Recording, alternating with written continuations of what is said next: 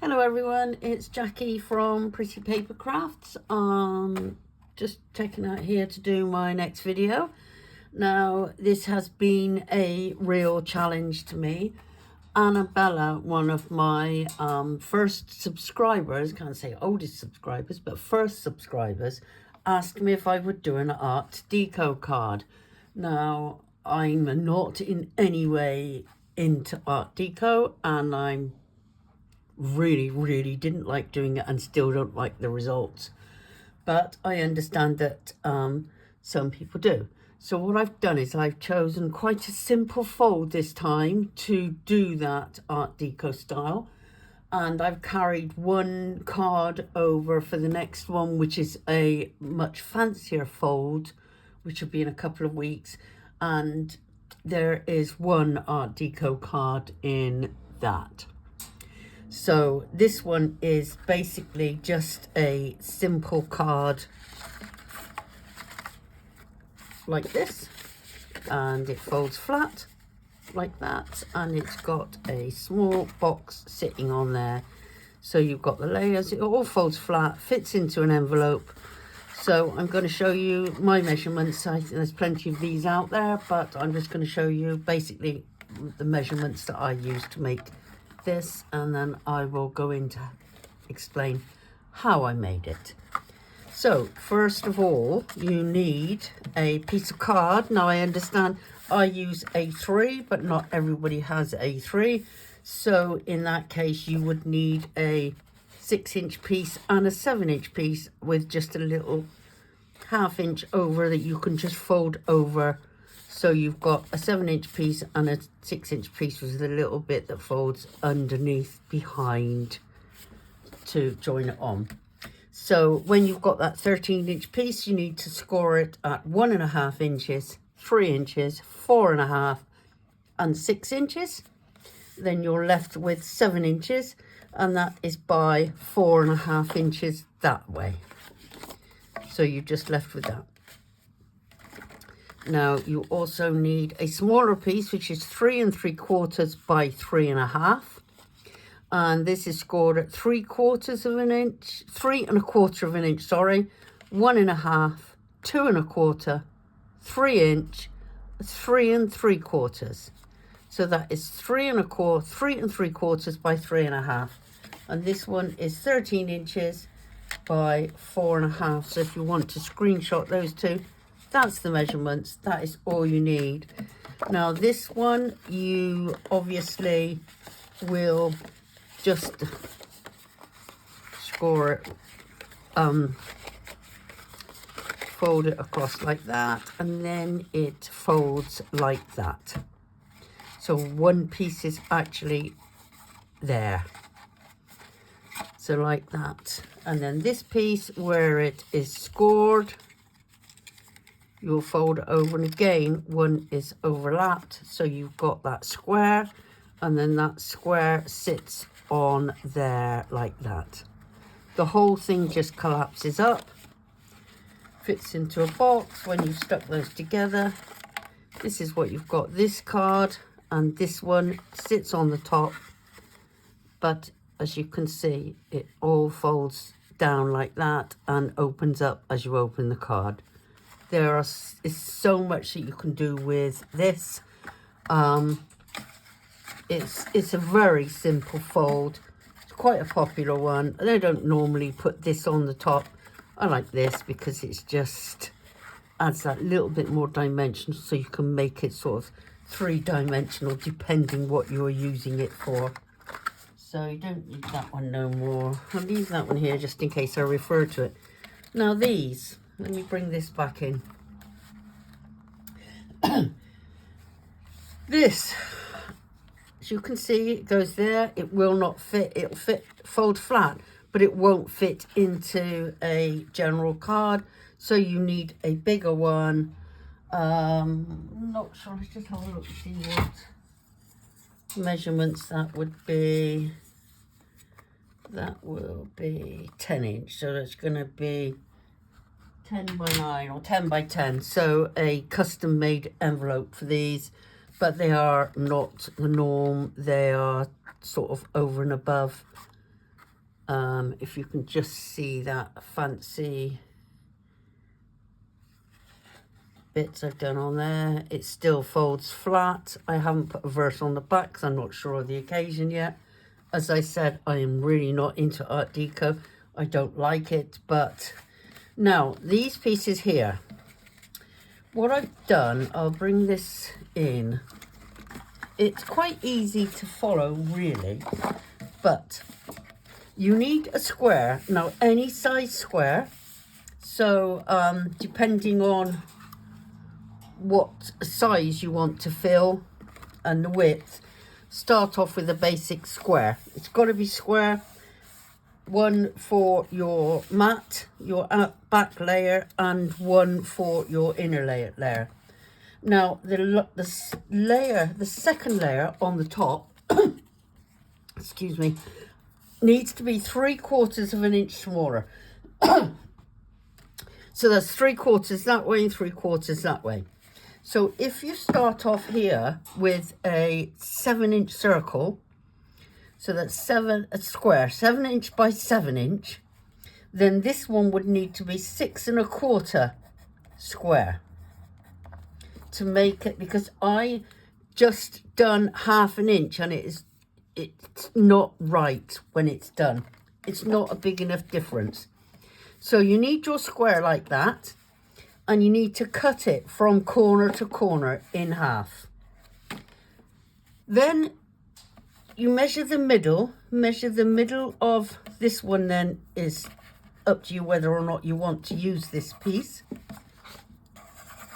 You probably won't need it, you just need that one. So measure it and mark it at the halfway mark. And I would suggest that you start off with 4. 1, 2, 3, 4. So whatever this measurement is here, so if this is a 7-inch square and that's going to be 7 inches, then you need to divide it in half, exactly in half, which makes that 3 1/2. And then you need to divide those halves in half again. So that'll be what, 1 1/2,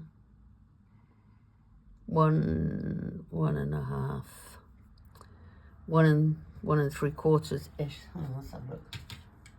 Let's have a look on the ruler. 3 1/2 inches. Maybe 1 1/2. I think it's about 1 3/4. Anyway, I'm not going to stop and delay doing that.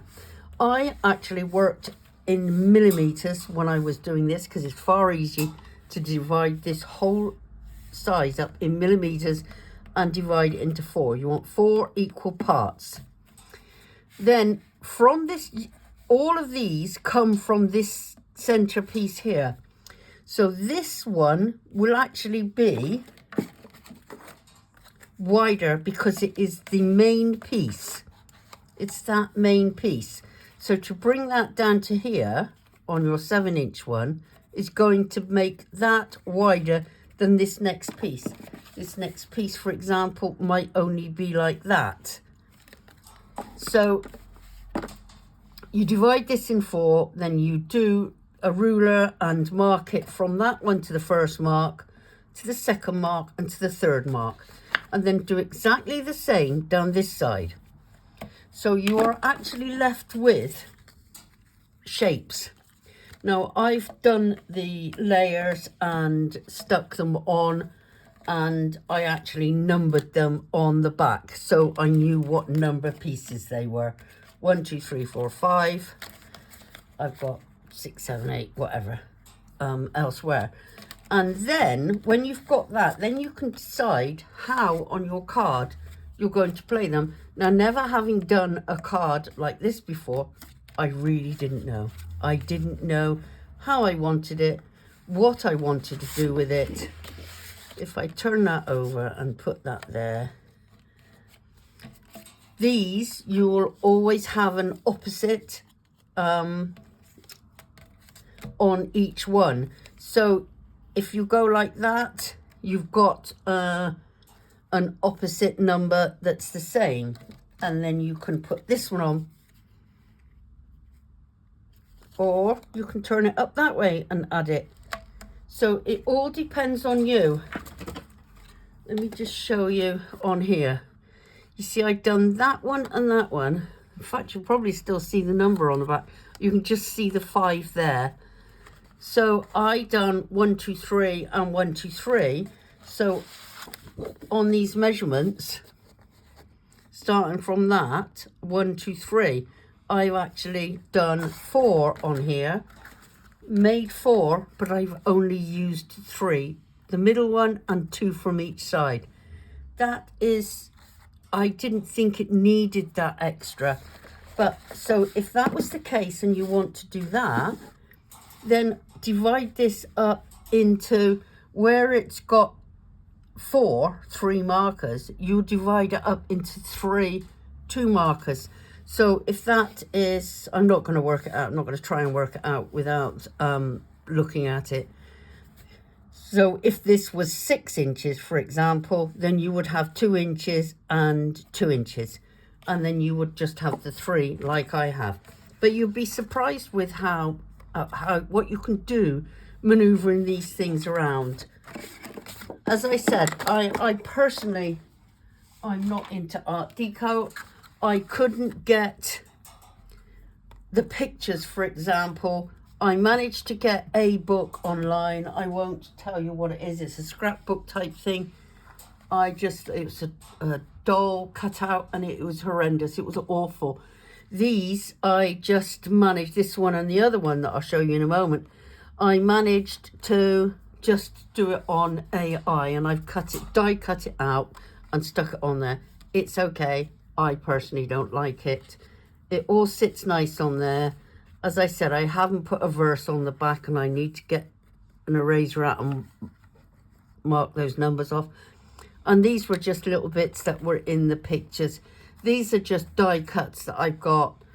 A few feathers, fluffy feather things. It's quite nice. And here's the other one. One is red and one is black. This one again, I just done this exactly the same again. I used them in a different way though. Probably used them upside down. But they're okay. It's just not me. I just don't like doing them. I don't like them. I love to see it in its right thing, and I just don't think I'm experienced enough to come up with this type of thing. And I couldn't find the pictures that I wanted to put on there that I was happy with. So that's those 2. So I'm going to leave those like that a moment. I made some ordinary ones. I made a fish one with a verse on the back and some fish. Folds flat. So I just done that one like that. So that's the fish one. Here's a hunky-dory one. Oops, that's come off already. A hunky-dory one. That's as a range as a member. You get a member's pack each month. You just pay the postage. And this was their recent pack. It only came on Saturday, and I made 2 cards with it, so I was more than happy. I love it. It's lovely paper. This is the second hunky-dory one, again from the same pack, and I just thought it was lovely. Gorgeous, gorgeous range. You can stand up. And the final one is just a piano one. Verse on the back, folds nice and flat. So that's quite happy with that. Those ones, absolutely love the hunky-dory ones. I don't know, I just think it's really nice. So that's that. That's it for today. So I will see you all in a couple of weeks, and I've got another fancy one. As I said, it's just going to have 1, maybe 2, but definitely 1 of the Art Deco ones on that fold as well, to show how versatile, how you can put it on different folds. This one was easy, the other one is a bit more complicated. Not necessarily complicated, but more work goes into it, then let's put it that way. So that's it for now. Thank you again for all the new subscribers. Thank you again for all the existing subscribers. please give me a thumbs up and leave a comment if possible. I'd appreciate that. Thanks then. See you next time. Bye.